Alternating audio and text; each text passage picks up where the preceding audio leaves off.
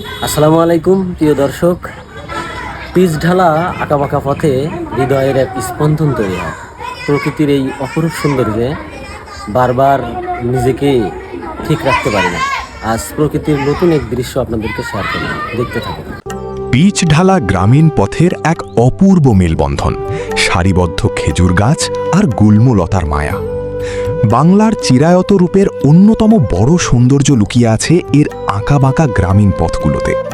যান্ত্রিক শহরের কৃত্রিমতা ছেড়ে যখন কোনো পিচ ঢালা পথ ধরে এগিয়ে যাওয়া যায়, তখন রাস্তার দুই ধারের প্রাকৃতিক দৃশ্য চোখের সামনে এক জীবন্ত ক্যানভাস তৈরি করে।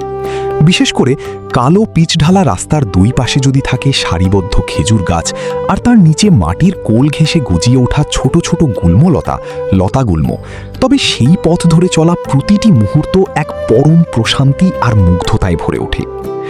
কালো পিচ ঢালা রাস্তাটি যেন এক অন্তহীন রেখার মতো দূর দিগন্তে মিশে গেছে। রোদ পোহানো সেই কালো পিচের বুকে যখন চাকার শব্দ তুলে কোনো বাহন চলে, তখন তার দুই ধারে দাঁড়িয়ে থাকা সারিবদ্ধ খেজুর গাছগুলো এক রাজকীয় তোরণের সৃষ্টি করে। বাংলার গ্রামীণ ঐতিহ্যের সাথে খেজুর গাছ ওতপ্রোতভাবে জড়িত। সোজা হয়ে দাঁড়িয়ে থাকা এই গাছগুলোর মাথায় ঝালরের মতো ছড়িয়ে থাকা কাঁটাযুক্ত পাতা বাতাসের দুলায় এক অদ্ভুত ঝিরিঝিরি শব্দ তোলে।